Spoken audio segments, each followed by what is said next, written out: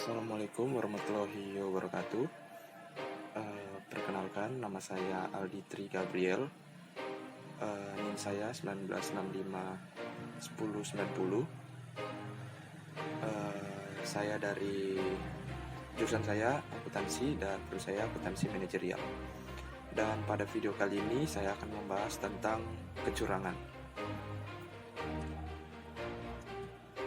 Adapun bagian-bagian yang akan saya bahas yaitu pertama, definisi kecurangan. Yang kedua, penyebab kecurangan. Yang ketiga, bentuk-bentuk kecurangan. Keempat, jenis-jenis kecurangan dalam akuntansi. Yang kelima, pencegahan kecurangan. Dan yang keenam, teori GOM. Yang pertama yaitu definisi kecurangan. Kecurangan merupakan suatu perbuatan yang bertentangan dengan kebenaran yang dibuat dengan sengaja dengan tujuan untuk memperoleh sesuatu yang bukan merupakan hak pelakunya. The Institute of Internal Auditors dalam Statement of Internal Auditing Standard nomor 3 Mei 1985 mendefinisikan kecurangan sebagai kecurangan yang didesain untuk memberi manfaat kepada organisasi umum, menghasilkan manfaat tersebut dengan mengeksploitasi suatu keuntungan yang tidak wajar atau tidak jujur, yang mungkin dapat menipu pihak luar. Yang kedua ada penyebab terjadinya kecurangan. Dalam PSA 70 SA 316 terdapat 3 kondisi yang menyebabkan kecurangan. Yang pertama, insentif atau tekanan. Manajemen atau pegawai lainnya memiliki insentif atau tekanan untuk melakukan kecurangan. Yang kedua, kesempatan. Situasi yang memberikan kesempatan bagi manajemen atau pegawai untuk melakukan kecurangan. Dan yang terakhir, sikap atau rasionalisasi. Sikap, karakter, atau seperangkat nilai etika yang memungkinkan manajemen atau pegawai untuk melakukan tindakan yang jujur. Yang ketiga, bentuk-bentuk kecurangan. Kecurangan yang merugikan perusahaan. Perusahaan merupakan korban kecurangan yang biasanya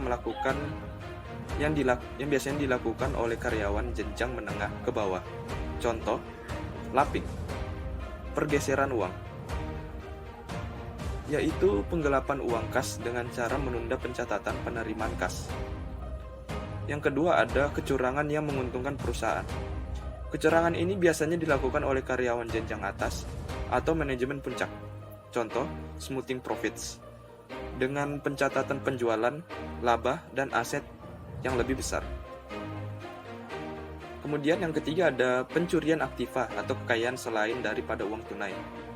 Yang keempat ada pencurian uang dengan jalan tidak mempertanggungjawabkan sebagai penerimaan uang. Dan yang kelima, pencurian uang dengan jalan melakukan pengeluaran yang tidak sah. Kecurangan dalam lingkungan akuntansi. 1. Kecurangan korporasi. Merupakan kecurangan yang dilakukan untuk atau terhadap suatu perusahaan. Tujuan kecurangan untuk memuaskan kebutuhan ekonomi jangka pendek. Kecurangan korporasi biasanya dilakukan oleh pejabat, eksekutif, dan atau manajer pusat laba dan perusahaan publik. Yang kedua ada kecurangan pelaporan keuangan. Merupakan penyajian laporan yang merusak integritas informasi keuangan dan dapat mempengaruhi berbagai korban seperti pemilik, kreditur, karyawan, auditor, dan bahkan kompetitor. Contoh dari kecurangan pelaporan keuangan, memanipulasi, memalsukan, atau mengubah catatan atau dokumen. Dan yang ketiga ada kegagalan audit. Kegagalan audit terjadi pada saat auditor gagal memenuhi ekspektasi bahwa auditor dapat mendeteksi dan mengoreksi atau mengungkapkan setiap kelalaian atau kesalahan besar dalam penyajian informasi keuangan.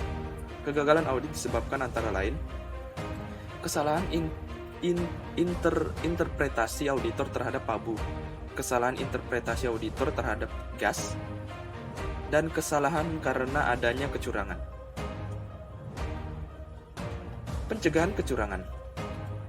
Yang pertama, memberikan insentif yang memadai. Penyederhanaan struktur organisasi. Adanya internal check antara beberapa bagian yang berhubungan dengan memperhatikan pemisahan fungsi, supervisi dan pengawasan yang cukup, tersedianya catatan atau dokumen yang memadai, adanya pengendalian secara fisik terhadap setiap aset serta catatan perusahaan, pelaksanaan audit secara independen, evaluasi dari kewajaran transaksi hubungan istimewa, dan yang terakhir, melakukan asuransi kerugian atau kehilangan. Teori GON. Adapun beberapa teori GON yang akan saya bahas. Yang pertama ada Great keserakahan. Yang kedua yaitu opportunity, yaitu kesempatan. Kemudian ada need, kebutuhan. Yang terakhir ada exposure atau pengungkapan. Sekian dari video saya tentang kecurangan. Biarlah apa yang saya sampaikan pada dalam video ini biar bisa bermanfaat bagi teman-teman semua yang menonton, dan terima kasih kembali atas teman-teman semua yang telah menontonnya. Saya pamit dan biarlah kita dapat bertemu di video selanjutnya. Sampai jumpa.